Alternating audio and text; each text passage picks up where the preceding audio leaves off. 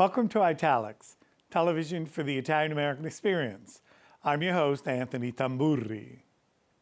On this episode of Italics, we went to the Calandra Institute for the exhibition New Practices in Italian-American and Italian Diasporic Contemporary Art, which Curator Rosa Berland describes this way, and I cite, "The exhibition's theme is a call to home and discovery along the edge, the revealing of artistic transformation of memory, identity, and reclaimed atelier practice, as well as craft," end of quote. We were at the opening where Rosa spoke with some of the artists. Let's go to the Calandra Institute.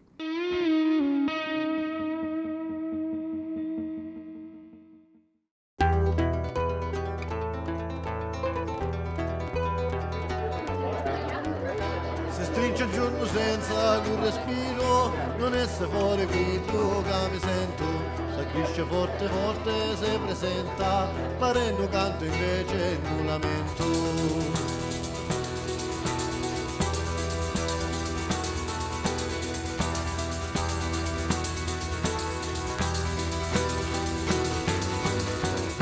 Non tiene nome manco sanamento, venere in no chiede permesso, se fermo tempo spinge entra l'ubietto, spezzame l'oste spiccia stu dormento.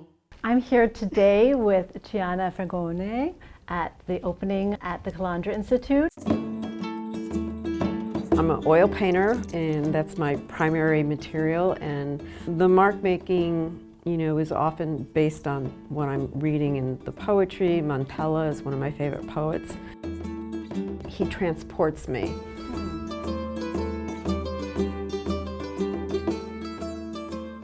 The work and I have this relationship. So there's a lot of putting on, taking off, putting on, taking off, and it's this rhythm that I find.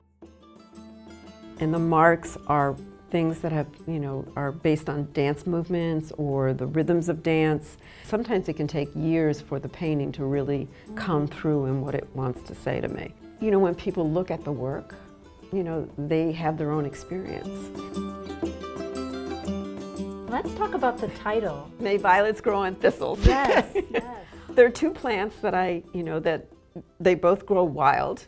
One is low and purplish, and the other one is wiry and tall. These two flowers, they sort of can grow anywhere, and they're very opposite, but yet, I find them really well connected. This particular work is fragments of Carrara, and it's made of Carrara marble, right? Correct. Some of this marble actually came from a cathedral in Louisville, in which I did a project called The Stations of the Cross from a Woman's Perspective. And the marble then traveled with me to DC, and they're in my studio. So the marble has constantly been on journeys. And for me, they're journeys of people's lives. Every time they move into something else, they start afresh. They live in my studio. When they're ready to go, they go, Growing up, I grew up in a traditional Italian family where the family lived upstairs and my parents lived in an apartment on the first floor, and my nonna had a dress shop. So there was just this one door that divided us. Their influence of raising me has an effect, But I know that when I go back to Italy, I go home. And even though I was born here and I'm a citizen of both countries, my home is really there.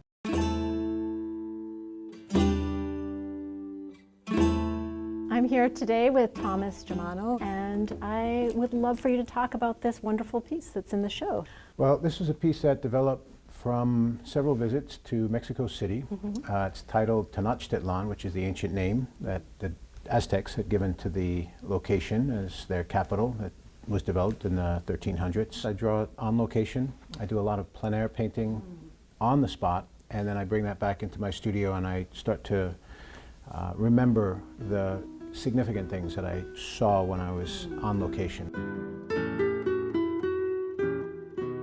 I wanted to create something that evoked the memory of being on the balcony looking at this for about a dozen days of sunsets from this same hotel room, top floor, and then when I got back to my studio in New York, it developed over a series of studies, and what you're seeing are layers of glazing that becomes the shadows. So it's a layering process, so that quality of thin, translucent, purplish, gray, blue, which has covered it, puts the majority of the cathedral into shadow. The paint, I never know where the painting's going to take me in the process. It's organic. The skies are all imaginaries. They're nothing related to anything that has been documented in one fixed moment of time, but I try to create a sense of the light and the atmosphere. I like the layering of cultures that are built one on top of another. It's a Spanish colonial Baroque church, which brings us to the Italian influence of Spanish Baroque.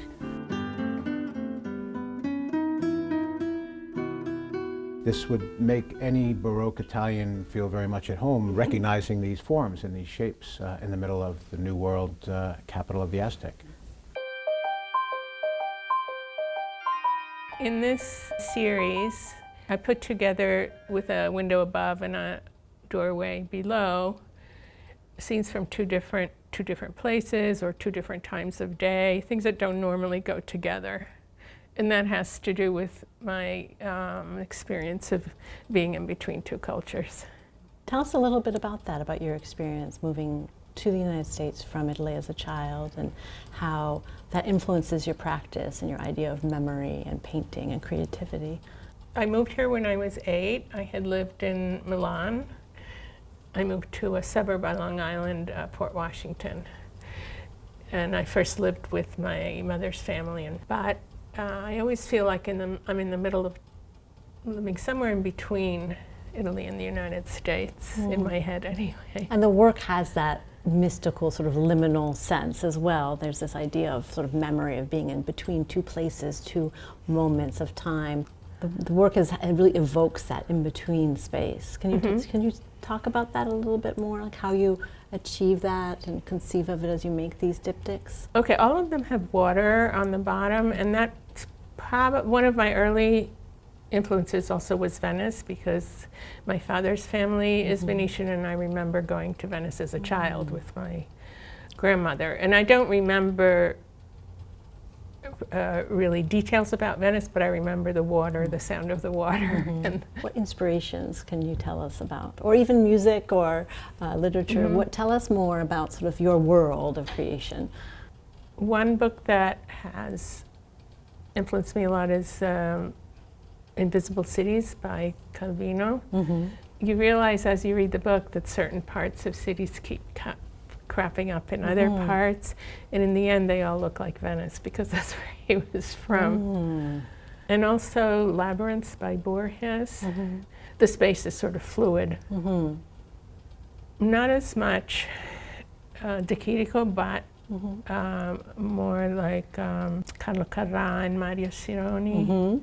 And also Magritte. The architecture really just keeps everything together. It's almost like me. It's just like being in two places at the same time, because I often feel that way. You feel that way.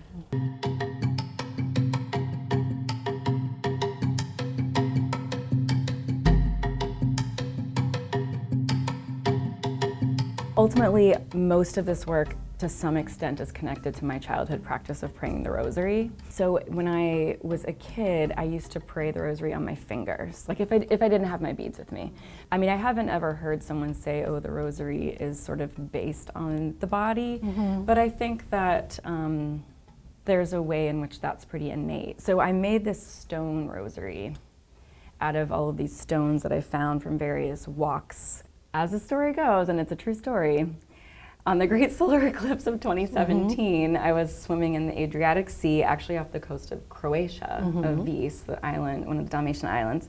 And I found this card lodged at the bottom, and I swam down to get it. By this point, I was a tarot reader and a big card player, and I was like, huh, this looks like a tarot card and it looks like a playing card. What is this?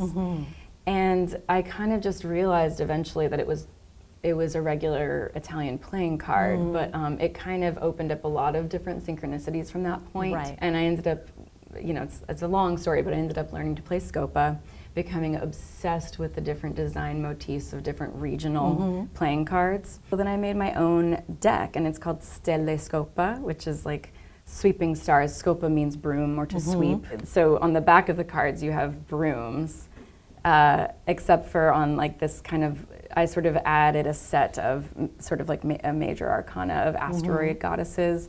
And the comets are on the back of the asteroid goddesses. Here's Medusa. The cards, I kind of translated them to my own suits, and the suits are all objects that I photographed while traveling in Italy. So when I say games are magic, part of that is that, tarocchi was a game, and a lot of the first Romani people that were reading tarot cards, because a lot of it really goes back to them, they were reading playing cards.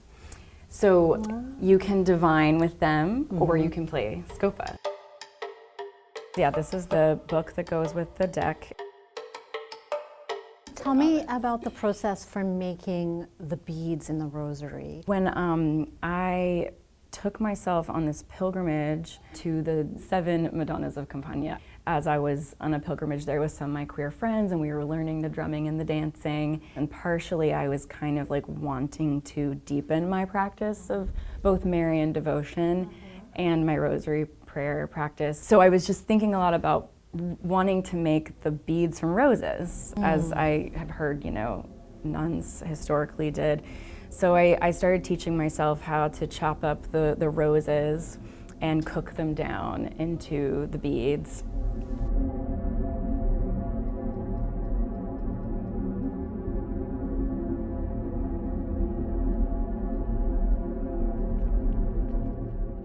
And it's amazing because if you use a certain kind of pan, they just immediately turn this deep matte black.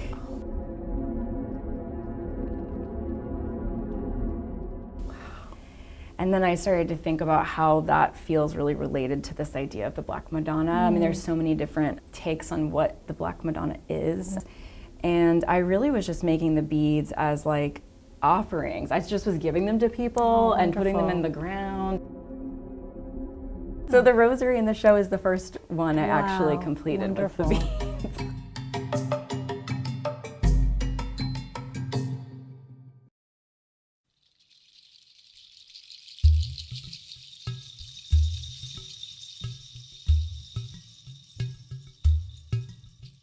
So this piece is called the mask, and it's made of plastic debris, or post-human consumption, as I'd like to say. And that post-human consumption is basically expresses itself as laundry detergent bottles and anything that's plastic that's found in the environment as trash and litter. So the top part is made of hundreds and hundreds and hundreds of pieces, all handmade. None of it is found this way. And I think there are like 3,000 handmade beads.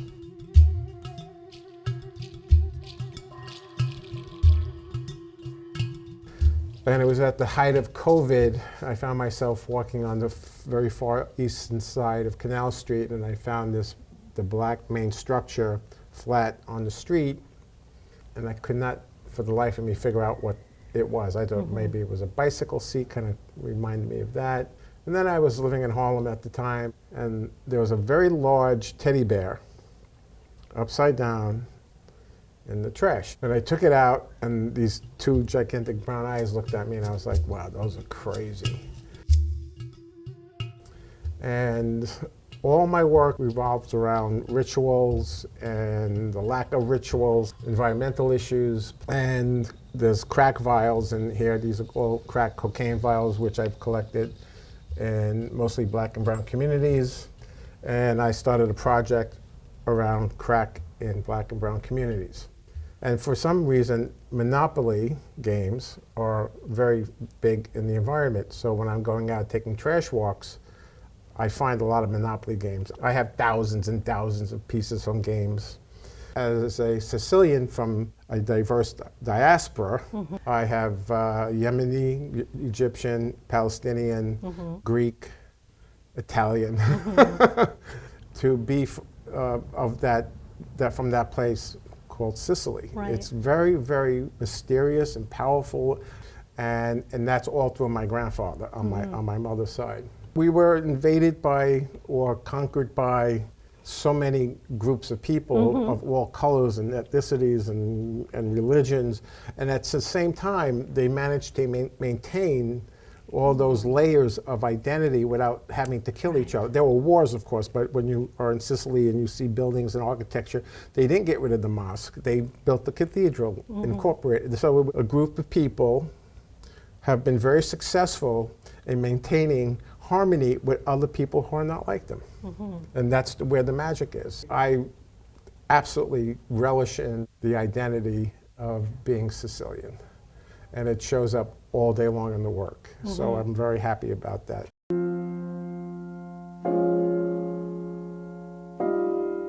I'm here today with Vincent to talk about his work. Why don't you tell us a little bit about these 3 paintings? They're very sort of emblematic of like the larger sort of way that I work, this kind of like balance between more representational spaces and then things that kind of straddle abstraction and things that feel a little recognizable. With these 2, this kind of human head, shoulder kind of form of these things.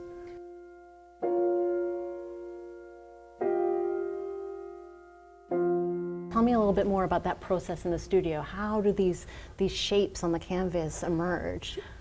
Despite the fact that they feel a little, they have that kind of immediacy that you would see in some kinds of abstraction, there's actually quite a lot of building that goes on.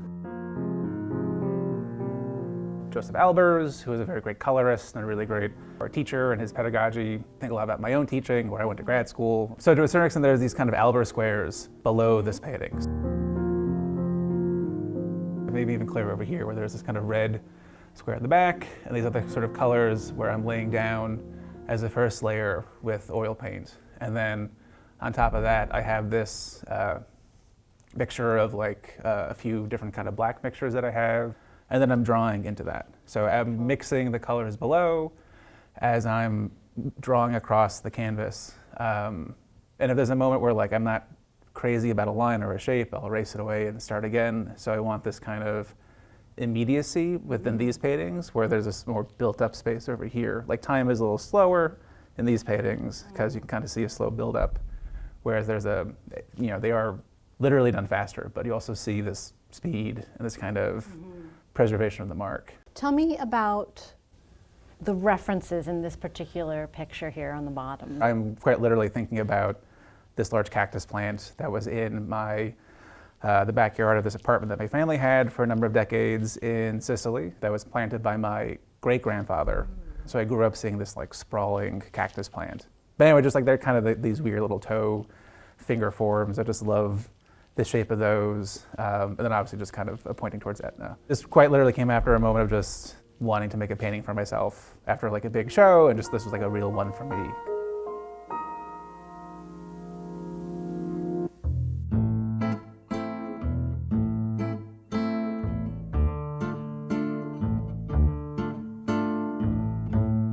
I wanted to share a little bit about my process for the work that I have in this show here.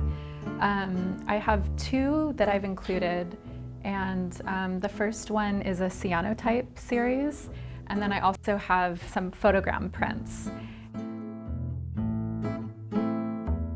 I am mostly a visual artist focusing on analog photography, and I do a lot of alternative printing processes that go back to the 1800s. And what I love to do is kind of first learn the traditional methods, and then I'll really experiment with making some of my own emulsions or collaborating in different ways with natural objects and things like that. With cyanotypes specifically, I love them so much for so many reasons. They are using the natural sunlight for exposure as opposed to, doing a darkroom chemical process. And I use the sun and the water, and you always get a one of a kind. You can never do the same one twice. I hand tear all my papers, you can see here, and then with the emulsion, I do my own painting, the brushstrokes, and I also really like the free hand of it all. And Yeah, it's very experimental. I kind of like will set out with sort of an idea of how it's going to look, but it ends up always a little different. And these ones are very special to me. I made them over different times during my visits to Sicily, where my mother's side of the family is from.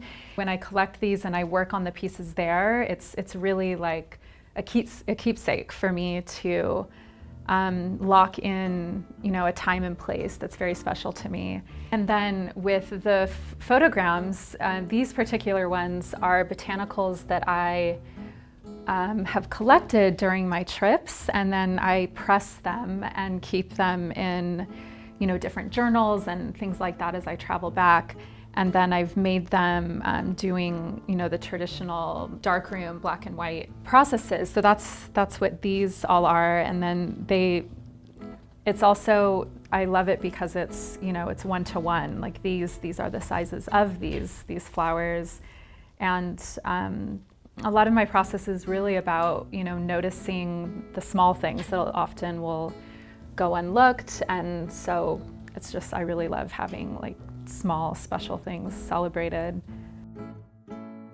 It makes me think of so many things. My family there, my life here. So it's kind of like these tiny little threads that keep me connected to a place that's very important to me.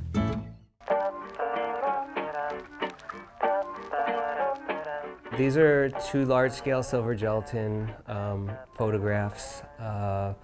They were created basically about borrowed memories when my grandparents immigrated from Calabria.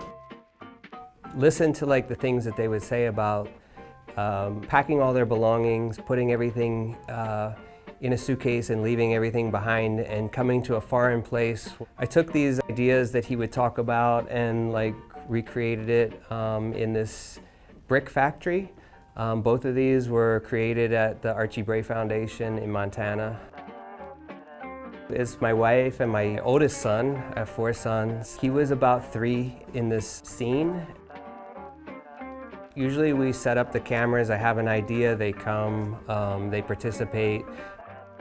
Even though these are borrowed memories that are created, they're real events and real memories for us as a family, as my son, my wife. And so when I look at these photographs, I think about the conversations that we had during these times and the things that were said and the funny things that like fell or whatever. But I untitled them so that people can come to them and try to work through their own ideas and their own stories and wonder what's going on. One thing that I aim for within my work is to try to keep it timeless. So I think I rely on it to be black and white. I want you to look at it, at what I present and not see symbols that you recognize. It could exist 100 years ago, or it could be from last year, It's actually the only time I get to see it. When it's hanging,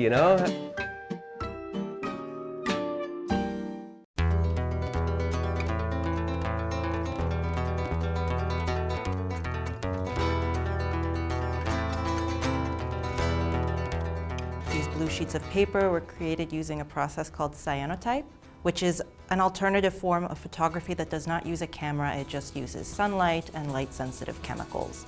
I took several textiles, mostly laces and doilies, from my grandmother's Curator. She brought it with her when she emigrated from Italy to Canada in the late 1950s, and she continued to add and make items to it. When she passed away, I inherited a large portion of her textile. To create this piece, I basically selected a few of them and laid them across these sheets of paper, which were coated with light-sensitive chemicals, and I started kind of dusting them with talcum powder. Actually, a specific talcum powder called Felce Azzurra, which means blue fern. It's a very nostalgic smell. It's what my grandmother smelled like.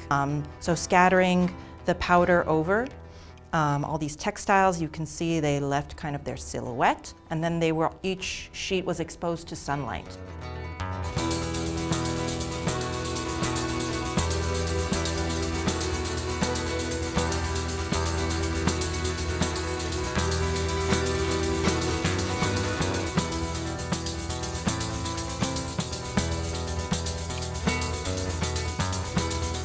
And each sheet, before being rinsed with water, was swept with a bundle of rosemary. Scent is a powerful, trigger to memory. If you want to remember your dream, you should sleep with rosemary under your pillow. Ritual is a big theme in my practice, so I was interested kind of in how many steps it took to create this one piece and arrive at this one thing. There was the coating of the paper with the chemicals, and then there's the choosing and the layering of the textiles, then there's the scattering of the powder, then there's the careful movement into the sunlight, then there's the sweeping, then there's the rinsing, and then finally all these textiles were kind of like drenched in this really strong smelling talcum powder. So I made a broom kind of gathered herbs, again like rosemary and kind of oregano stems, and I kind of like would beat the powder that was left clinging to these textiles as kind of like the closing ritual. Yeah, so that's the story of this piece.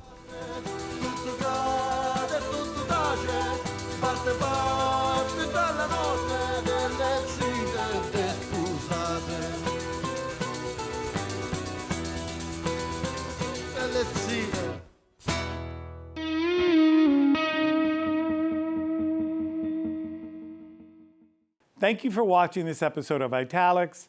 I'm Anthony Tamburri. Arrivederci alla prossima puntata.